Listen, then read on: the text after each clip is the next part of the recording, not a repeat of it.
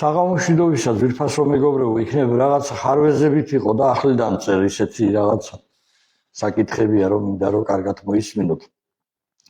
ვინმე დამიწერეთ, აბა როგორ ისმის ხმა.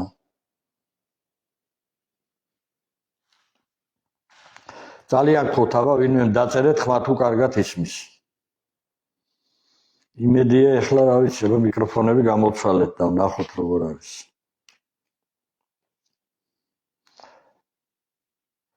თუ ვინმე ხართ შემოსული, დამიწერეთ ხმა როგორ ისმის.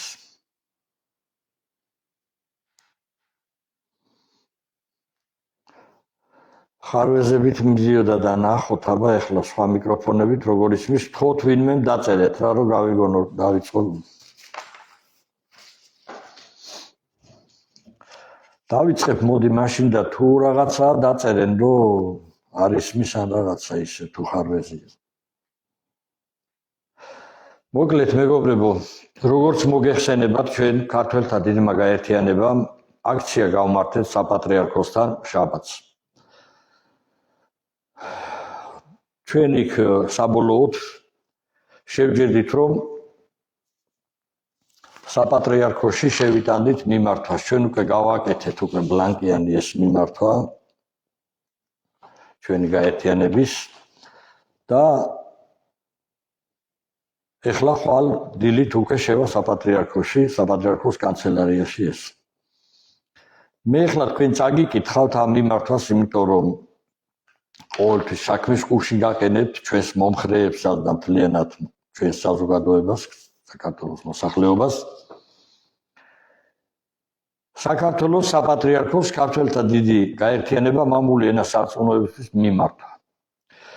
როგორც მოგეხსენებათ, კწანისის ტყე პარკში და გონიოში იგეგმება 6.6 მილიარდიანი ეგრეთ წოდებული არაბული ინვესტიცია და 2 ქალაქის აშენება, სადაც ფაქტიურად მხოლოდ უცხო ქვეყნის მოქალაქეები დასახლებიან. რაც კიდევ უფრო დაამძიმებს ისედაც ჩვენს კატასტროფულ დემოგრაფიულ მდგომარეობას. გარდა ამისა, საქართველოს თითქმის ყველა რეგიონში უკონტროლოდ იყიდება ქართული მიწები უცხო ქვეყნის მოქალაქეებზე, რამაც მიიღო მასიური ხასიათი და გაყიდული მიწების მასშტაბები შემაშფოთებელია. 29 ნოემბერს 15 საათზე ქართველთა დიდი გაერთიანება მამული ენასარწმუნოებისთვის საპატრიარქოს ეზოში გავმართეთ აქცია. ამ აქციის მიზანია საქართველოს საპატრიარქო მოიწვიოს წმინდა სინოდის ხდომა და ხელისუფლებას ოფიციალურად მიმართოს გააუქმოს ემაარ ჯგუფთან 6.6 მილიარდიანი ეგრეთ წოდებული ინვესტიცია და საერთოდ აიკრძალოს ქართული მიწების გაყიდვა უცხო ქვეყნის მოქალაქეებზე. შეგახსენებთ საქართველოს პატრიარქის უწმინდესი და უნეტარესის განცხადებას, ქართული მიწის გაყიდვის უფლება არ აქვს არც მეფეს, არც პრეზიდენტს და არც პატრიარქს. ვინაიდან ყოველი დღე უფრო და უფრო ამძიმებს ქვეყნის მდგომარეობას, გთხოვთ 10 დეკემბრამდე გვაცნობოთ საქართველოს საპატრიარქოს ოფიციალური პოზიცია. ეხლა მინდა აი ამ თემას შევეხო, რომ უკვე არაკეთილმოსურნეებმა ეს ულტიმატუმად აღიქვეს. ბატონო გია, ხო არავინ წესო ხმა ცუდიაო.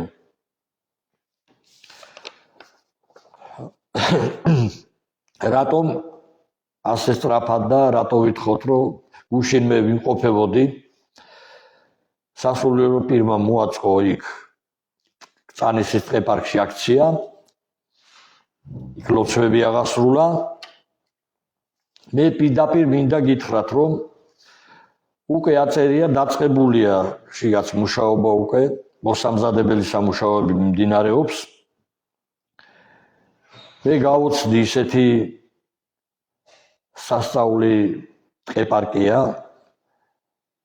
ბუნებრივად არის სასწაული, 64-ია ის, უბრალოდ 3 წლის მანძილზე, აი ეს არის დიდი ეროვნული დანაშაული, რომ სახელმწიფომ იქ არაფერი არ გააკეთა და ასე იყო მიგდებული.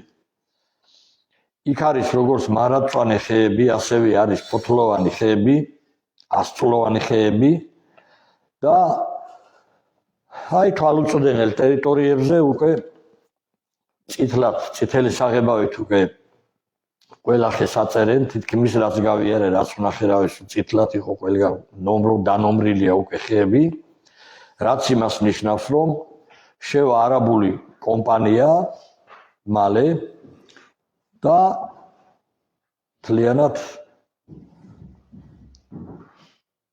მოთხრის ამ ხეებს, გაკაფავს თლიანად.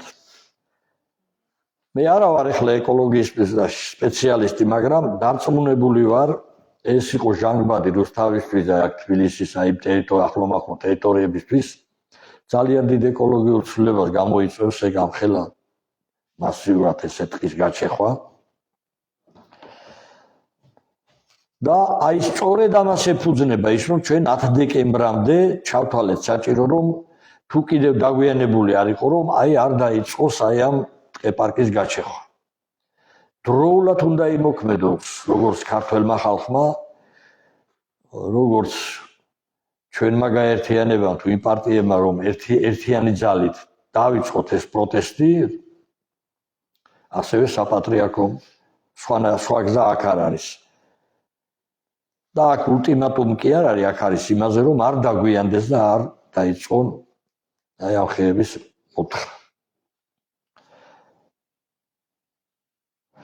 ამ რამდენიმე დღის წინ ჩვენმა გაერთიანებამ გავაკეთეთ განცხადება თვითონ ჩვენი გაერთიანების შინაარსს არის, რომ ქართველი ერი დაქუცმაცებული ერი გავაერთიანოთ. ჩვენ ვთქვით, რომ ჩვენ ყველასთან ვისთანაც კრიტიკულად ვიყავით განწყობილი, თუ იყო წყენები, ყველაფერს ვივიწყებთ და ყველასთან მივალთო საჯაროდ განვაცხადეთ, რადგან ეს სამშობლო სჭირდება და იმხელა პრობლემის წინაშე დგას ჩვენი ქვეყანა დღეს, იმხელა ეროვნული სახელმწიფოებრივი პრობლემის წინაშე, რომ ამას ერთი წლის შექმნილი ვერ ჩვენი გაერთიანება მოერევა და ვერც ერთი პარტია ვერ მოერევა, ამიტომ იყო ჩვენი მიზანი მისულიყავით საპატრიარქოსთან და აი ეს ოფიციალური მიმართვა გადაცეთ და დაგვიდნენ გვერდში. ამიტომ გუშინ ჩვენ შევასრულეთ ჩვენი პირობა და მივედით პატრიოტ ალიანსის აქციაზე რუსთაველზე. პირდაპირ მინდა ვთქვა, რომ მათაც გადმოდგეს კარგი ნაბიჯი და ხვალ 17 საათზე და 30 წუთზე მიგვიწვიეს ობიექტივზე და დაგვითვეს ტრიბუნა. სადაც თლიანად ჩვენ ვიქნებით სამივე წამყვანიც და ოწეულის სტუმრებიც, ასე ვთქვათ, სამი პიროვნება. და ალბათ ეს მაგალითი უნდა გახდეს ჩვენი დაქუცმაცებული საზოგადოებისა, რომ პირველი ნაპერწკალია და უნდა დავიწყოთ ყველამ გაერთიანება. ეს იმას არ ნიშნავს, რომ ჩვენ პარტიებიდან პარტიებში გადავიდეთ ან გაერთიანებაში გადმოვიდეთ. არა, როდესაც ერთი პრობლემაა, დიდი ეროვნული პრობლემაა, ჩვენ ყველა ერთად უნდა დავდგეთ და ხელი-ხელ ჩაკიდებულებმა ერთად უნდა დავამარცხოთ ეს პრობლემა. თუ ამას განიზრახავს რომელიმე მაღალჩინოსანი იქნება თუ თუნდაც ხელისუფლება. თუ ეს იქნება ანტიეროვნული საქციელი და საქმე. როგორც დღეს არის არაბული ინვესტიცია, ეგრეთ წოდებული არაბული ინვესტიციასთან დაკავშირებით. ეხლა მინდა მიმართო მეგობრებო ჯორჯიან ტაიმსის ჟურნალისტ მალხაზ გულაშვილს, წერან დამირეკეს და მე ჩავთვლე და მოусმინე. მან განაცხადა, რომ ესე იგი ჩვენი გაერთიანება მივიდა საპატრიარქოსთან და აქცია ჩაატარა. ამ გაერთიანებას ხელმძღვანელობს ბატონი დემურ გიორხელიძეო. ხო და ვინმე დავით ჭაბუკაშვილმაო საპატრიარქოსთან წაიკითხაო ისა მიმართვაო რა, ასე ვთქვათ. შემდეგ აგრძელებს და ამბობს, რომ ისინიო რუსთაველზეც მივიდენო პატრიოტ ალიანსის აქციაზეო და იქაცო ხელმძღვანელი ბატონი დემურ გიორხელიძეო და ესენიც მივიდნენ, ამ გაერთიანების ხელმძღვანელიაო, ასე ვთქვათ. საერთოდ არის ამ კაცმა ამ გაერთიანების სტრუქტურა. რა ეთიკაა საერთოდ, რომ ჟურნალისტური ეთიკა როგორია ეს, რომ საერთოდ არ აცნობ სტრუქტურას გაერთიანებისას და შენი გაგებით ლაპარაკობ. ჯერ ერთი კიდევ ერთხელ მინდა განვაცხადო, რომ როდესაც ეს იდეა წამოვიდა, ეს მე იდეის ავტორი მე ვარ და ჩემი იდეით შეიქმნა, მაგრამ მე იქ არასოდეს ყოველთვის თქვი, რომ ლიდერი არ შეიძლებოდა ვინმე ყოფილიყო, თუნდაც მე. მაშინ ეს ვერ შეიქმნებოდა, რომ ერთპიროვნული ლიდერი ვინმე ყოფილიყო. ასეთები ჩვენ უკვე მოწყენილი გვაქვს და არ გვინდა. აქ ამ გაერთიანებას აქვს თავისი წესდება და ეს არის იმართება გამგეობით, რომელსაც ჩვენ სათათბიროს ვარქვით. და აქ არის დაახლოებით 15 კაცამდე. ყველას გვაქვს თანაბარი უფლებები და აქ არავინ არ არის ერთპიროვნული თავმჯდომარე, ეს არ არის პარტია. ჩვენ იმიტომ კი არა, რომ ჩვენ ვინმეს ან ბატონ დემონ გიორხელიძეს არ ავცეთ პატივს, ან გიგლა გობეჩიას, ან ზაქარია როჭიკაშვილს, ან გრიგოლ ბახტაძეს, ან ერმილ ენევსაძეს, ან სხვაებს. არა, უბრალოდ ჩვენ გვაქვს ასეთი სტრუქტურა. ამიტომ როგორც პატრიოტთა ალიანსმა მიგვიწვია, თქვენ შეგვეძლოთ თუ კი ამ თემას შეეხებოდით ბატონო მალხაზ და კარგად გაერკვეოდით და ასეთი ცრუ ინფორმაციებს არ გაავრცელებდით. ნუ თითქოს ეს პარტიასავით მოგვნათლეთ. და მეორე კიდევ ეხლა მე რომ მიწოდებ ვინმე ჭაბუკაშვილმა წაიკითხაო. ეს არის დამამცირებელი მიმართვა. ერთგვარი უზრდელობაც არის პირდაპირ გეტყვით. თუ არ ამცნობთ, მაშინ შეიძლება კულტურული მიმართვები არსებობს, ხო? ვინმე რას ნიშნავს, ესე იგი არაფერსაც არ მოარეთ, ხო? თქვენ ვინ იყავით, მე არ ვიცი. როდესაც ჩვენ სახელმწიფო დამოუკიდებლობა აღვადგინეთ და დღე-დაღამები ვიბრძოდით აი ამ სახელმწიფო დამოუკიდებლობის აღდგენისთვის. მე თქვენ არ მახსოვ ხართ მაშინ საერთოდ ვინ იყავით. და მე თქვენ გიწოდოთ ახლა ვინმე მეთქი, თუ შეიძლება ვინმეც არ ხართ მაშინ ჩემთვის. ეს არის ძალიან არასწორი მიმართვა, არაეთიკურია და ჟურნალისტს ეს არ უნდა ეშლებოდეს. მით უმეტეს რომ მე თქვენთვის არასოდეს აუგი არ მithქვია თქვენს მიმართ, არასოდეს არ მწყენინებია. გამოდიხართ ტელევიზიით, რა ვიცი, ჯორჯიან ტაიმსში ქვია და იქიდან ამცირებ ადამიანს და საპატრიარქოსთან თითქოს მე უფლება არ ქონდა და ჩვენ გაერთიანებას მივსულიყავით სამშობლოს დასაცავად და ერთიანობისთვის შენ აი ლანძროსკიც კი არ მივედი კაცო, მივედით. უნდა მობრძანდეთ ხოლმე ბატონო მოისმინოთ და მე აღარ გექნებათ ისეთი შეხედულობები ჭორიკნობის დონეზე რო არცელებთ რაღაცას. და კიდევ ერთხელ შეგახსენებთ აქ ზოგიერთები რო ცდილობენ თითქოს ჩვენ ეკლესიისტრები ვართო. ეკლესია ბერმა საერთოდ არ იცოდა, როდესაც კომუნისტების დროს თითზე ჩამოსათვლელი ტაძრები რომ იყო, ერთ-ერთი უნიკალური ისტორიული ტაძარი, თამარ მეფის დროინდელი ტაძარი მე-12-მე-13 საუკუნის მიჯნაზეა აგებული. ყინჩვისის წმინდა ნიკოლოზის ტაძარი ჩემი ამოქმედებულია კომუნისტების დროს და მოსკოვიდან დასჭირდა ნებართვების მიღება, რომ იცოდეთ.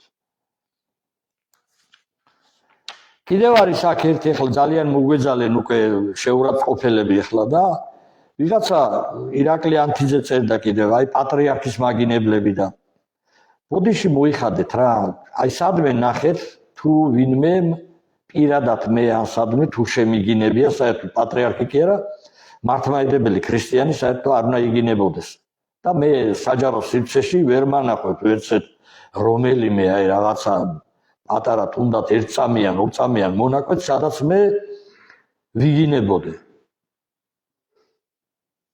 და თქვენ კიდევ ესეთი ბძენები რო გამოდიხარ და ერთნაირად ჭიკჭიკებთ ხო და აი პატრიარქის მაგინებლები ეს ცილისამება ბატონებო და თუ არ მოეშვებით ამ ცილისამებას ამის შემდეგ სასამართლოში შევხვდებით ეგ იცოდეთ ნებისმიერი რომელიც აი ამას გაიმეორებს ცილისამებისთვის სასამართლოში შევხვდებით ჩვენ პატრიარქს კი არ ვაგინებთ კრიტიკა სხვა არის და გინება სხვა არის. კრიტიკა სხვა არის ჩვენ საკუთარ თავებზე გადავიტანეთ. ის რაც მოხდა, როდესაც დამხობილი იქნა ხალხის მიერ არჩეული კონსტიტუციური სახელმწიფო. და მაშინ საპატრიარქოს რომ გადაედგა სწორი ნაბიჯები, დღეს ქვეყანა ამ მდგომარეობამდე არ მივიდოდა. აი ამას ვაკრიტიკებ ჩვენ და ეს გინება კი არ არის, ეს არის კრიტიკა. და საპატრიარქოში რა ქვია იარაღით არ უნდა გამოტენილიყო, გახსოვთ ალბათ, ზიად გამსახურდიას მიმართვები საწყობებად აქციესო ეკლესია ქაშვეთი და ისინი.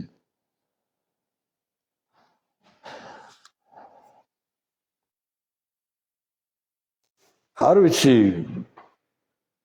თუ ეხლა ჩვენ მიზეზები და ის თუ რატომ დავეცი და რატომ ჩავარდა ხალხი ამ დღეში და რატომ წავიდა საქართველოდან ნახევარზე მეტი უკვე და ასეთ წვალებაში ამდენი წლების მანძილზე 300 წლის მანძილზე ქართველი ხალხი თუ არ ვიმსჯელე თუ რა იყო ამის მიზეზები სად შეგვეშალა სად იყო დანაშაული მაშინ მუდმივად გაგრძელდება ესე იგი არაფერზე არ უნდა ვიმსჯელო და არაფერი არ უნდა ვთქვათ და დიდის იმითი პატივისცემით ამბობს რომ საღამოზე უნდა მოვიწიო გოგა ხაინდრავა აფხაზეთის თემებზე უნდა ვილაპარაკოთ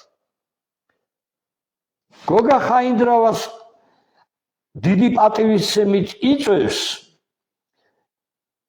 ეს მალხაზ გულაშვილი და ჩემზე ამბობს ვინმე ჭაბუკაშვილიოთ გოგა ხაინდრავა არის სახელმწიფო დამნაშავე მკვლელი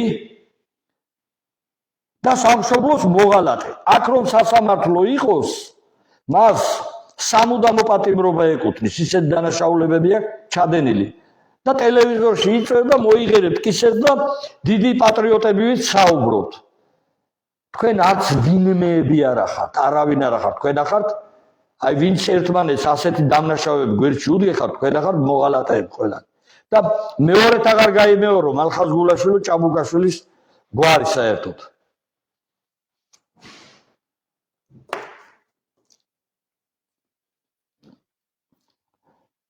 არ ვიცი ახლა მეტი აღარ მინდა გავაგრძელო მეგობრებო საუბარი ჩვენ ახლა გჭირდება ძალიან დიდი თანადგომა ერთად უნდა დაუდგეთ ერთმანეთს გვერდით და თუ ჩვენ საპატრიარქოდან ვერ მივიღეთ სწორი პასუხი ის რაც ქართველებს სჭირდება მაშინ ჩვენ მოგვიწევს მართლაც როგორც იქა ვთქვით რუისურბნისიდან ეს რუისურბნის კრება აერია მე როგორ უნდა ჩავატა რუისურბნისის კრება რუისურბნისში ჩვენ მოუძახებთ ყველა ნაღებ ქართველს საიდანაც დავიწყებთ უკვე ფეხით ცვლელობას თბილისამდე და ავიყოლიეთ თელ საქართველოს შეიძლება გელათ ერთი პარტია გელათიდან დავძრათ მეორე აქედან და ეს იქნება საყოველთაო სახალხო დაუმორჩილებლობა რომ აქ არ მოხდეს აქ იგეგმება უკვე მთლიანად მიწასთან გასწორება მართლმადიდებელი ქრისტიანობის და ასევე ქართველი ხალხი დაემშვიდობება თავის სამშობლოს ამიტომ ამას არ დავთმობთ ჩვენ გამოვაცხადებთ საყოველთაო სახალხო დაუმორჩილებლობას და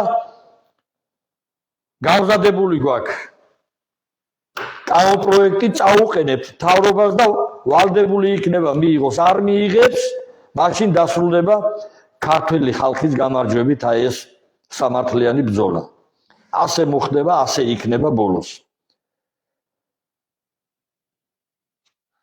მე რატომ მეპარება ეჭვი რომ იქიდან კარგი პასუხები მივიღოთ თქვენ ალბათ დღეს ყველამ ნახეთ მეუფე იაკობის გამოსვლა ეს პიროვნება იყო 91-92 წელს აი თბილისში რომ აქ მათამკვლელი ომი მოგვიწყეს ეს იყო შემდეგ უკვე კომენდანტი ლანჩავას მოადგილე და ავტომატით ხელში დაიარებოდა თბილისის ქუჩებში და დღეს გამოდის და რა არაბიზაცია რა ის არაბიზაცია რაღაცა მე არ ვიცი ან თრალი იყო რაღაცა იყო გაგიჟდა ხალხი როგორ შეიძლება მაგალითის მიწები უნდა იყოს წმინდა სინოდის წევრი თუ ესე უნდა ილამძღებოდეს და ქართულ ოცნებას უდრება ახლა იქ ამერიკაში იყო და ვერ არაუნთეს იქიდან წάνε რომ პატრიარქობაც მომინდომა და ახლა აქეთ ხარეს დგება და ოცნებას ეხვეწება თუ ეგ იქნება ის რა ქვია თავარი ისა და საპატრიარქობის თავარი კანდიდატი არაბიზაციას ხაზ დაუჭერს. ვაი თქვენს პატრონს. ვაი საწოდაო საქართველოს მართლა რა. ხო და არ ვიცი მეგობრებო წინასწარ მე არაფერს არ ვიტყვი, არ ვიცი ვინ წვითავს იქ საკითხებს, ვინ მოგვაწვდის პასუხს საპატრიარქოს სახელით, ეგეც აღარ ვიცი, იმიტომ რომ პატრიარქის მდგომარეობა ჯანმრთელობის იცით თქვენ როგორ არის, ამიტომ ნახოთ ჩვენ შევაგზავნით ამას, დანარჩენს დაველოდოთ 10 დეკემბრამდე. შემდეგში უკვე ჩვენ მივიღებთ ზომებზე გადაწყვეტილებას. მადლობთ ყურადღებისთვის, ღმერთი იყოს ჩვენი მფარველი ამ დიდ ბრძოლაში.